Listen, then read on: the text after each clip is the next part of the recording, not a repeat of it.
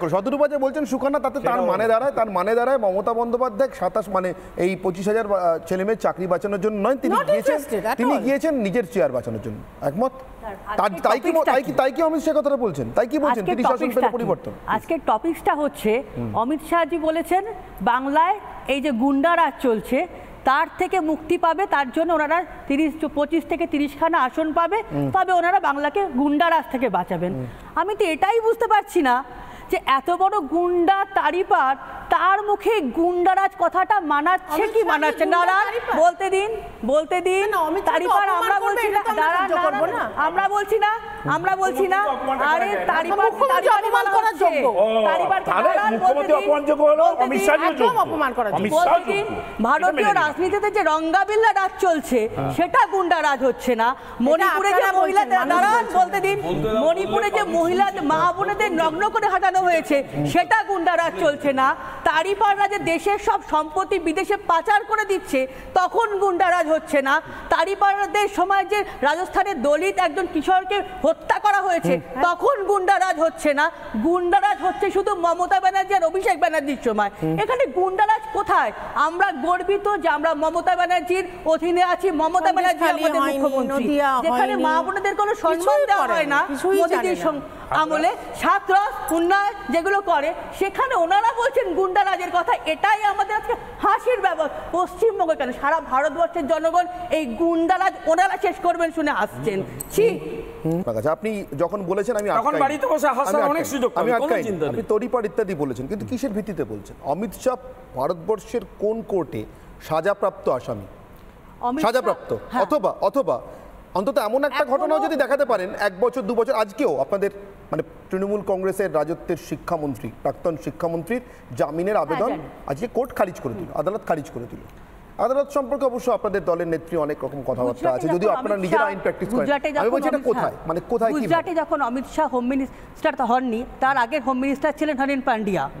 হরিন Pandya murder কেসে he is chargesheeted accused.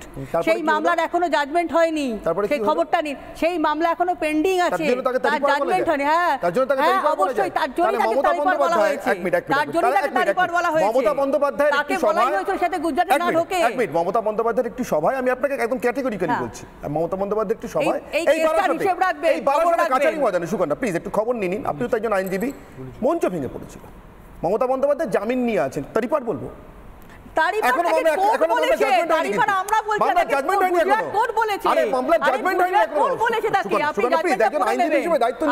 আপনি horn Pandya murder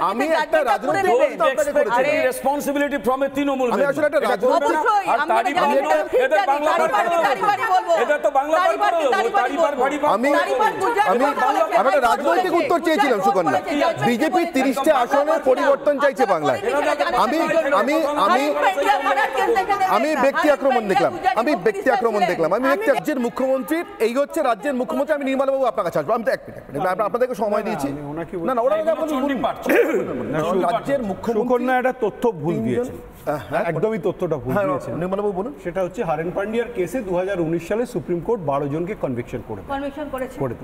Amit Shah সেখানে অ্যাকুইট হয়েছে, বাট না না যখন কেসে চার্জশিটে না, এবার উনি বলছেন সুকন্যা, আপনাকে শুনতে হবে ধৈর্য।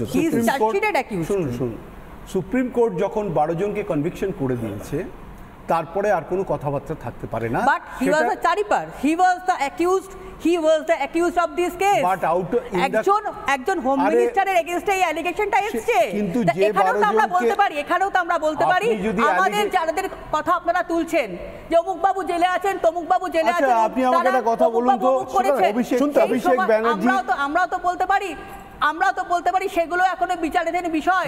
তারা বিচারাধীন বিষয় অভিষেক ব্যানার্জির কেসেও আছে, they are suspected, অভিষেক ব্যানার্জির কেসেও না, কিন্তু আপনি যে কথাটা বলছেন ঠিক আছে, আমি বলছি 12 জনকে কনভিকশন দিয়েছে, তার না না তার 12 জন কনভিকশন বলছেন, তখন ডিস্টার্ব করছেন। আপনার কথা আমি বলবো না, আপনার কথা আমি শুনছি না, আমি সুপ্রিম কোর্ট যা বলেছে সেটা বলছি।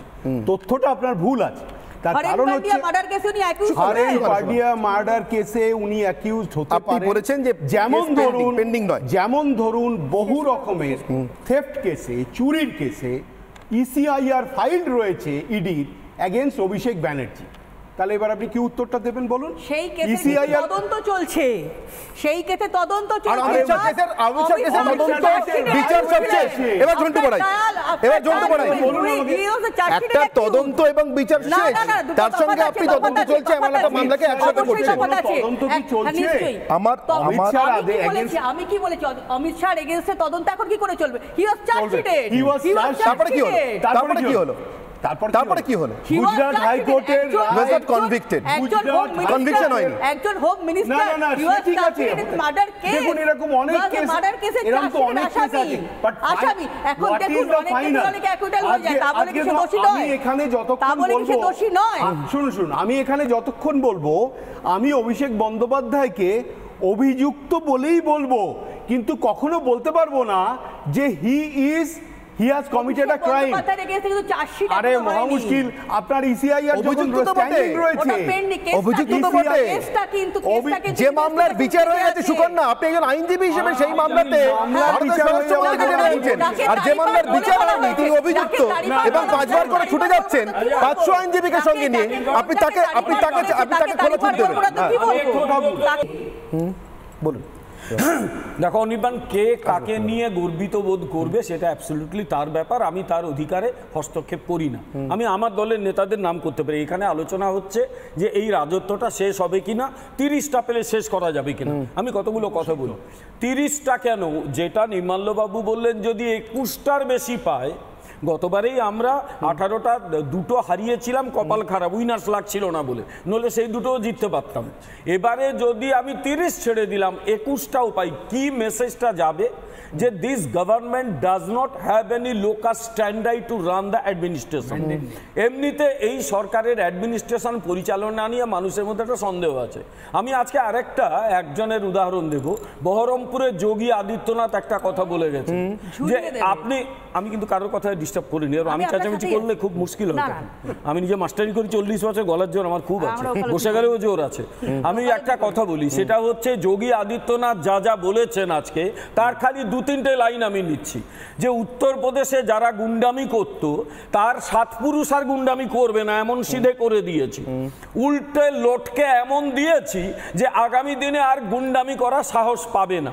আমি পরিষ্কার বলে দিচ্ছি যে এই 2024-এর নির্বাচনে ভারতীয় জনতা পার্টি পশ্চিমবঙ্গে আনএক্সপেক্টেড বেশি আসন পেতে চলেছে। সংখ্যাটা যদি এ নিয়ে আলোচনা হয় আমি বলে দেবো। তারপরে কি হতে পারে? আরে অ্যাডমিনিস্ট্রেশন উল্টো দিকে লটকাবে সেটা তো পরের ব্যাপার, আগে পাবলিক তো উল্টো দিকে লটকে দেবে। কেন লটকাবে? যে লোকগুলো টাকা দিয়ে চাকরি পেয়েছে, কেন ক্যাবিনেট তাদের পাশে দাঁড়ানোর জন্য মরিয়া হয়ে উঠেছে। ওরা খুব ভালো জানে যে ওদের টাকা যখন ফেরত দিতে হবে, ওদের 15 লাখ 20 লাখ টাকা জমি বাড়ি বিক্রি করে দিয়েছে, তারপর পাবলিক বলবে এই চোর মাস্টার যাচ্ছে, তারপর ওরা সেই টাকা আবার কিছু বিক্রি করে ফেরত দেবে। তারপর যে তৃণমূলের লোকগুলো ওদের কাছ থেকে টাকা আদায় করেছিল তাদের উল্টো দিকে লটকাবে নাকি সোজা রাখবে নাকি? আমি মেদিনীপুরের লোক, আমি দুটো কথা বলে দিচ্ছি। আমি জানি গাছে বেঁধে পেটানো কাকে বলে। ফলে মেদিনীপুরে একটা গাছও ফাঁকা থাকবে না, আর কলকাতায় গাছ তো কেটে দিয়েছে, এই জন্য এত গরম, ল্যাম্পপোস্টে বেঁধে দেবে, কিচ্ছু করার নেই। ফলে আমরা প্রশাসন চালাবো, প্রশাসন চালালে আমি শেষ করি, প্রশাসন চালালে এই উল্টো দিকে লটকাবো এই গুন্ডা ক্রিমিনালগুলোকে। জেসিপি মেশিন দিয়ে যারা মানুষের বাড়ি ভেঙেছিল তাদের বাড়িগুলো বঙ্গোপসাগরে ফেলবো বলে দিয়ে যাচ্ছে এখানে। আর তার আগে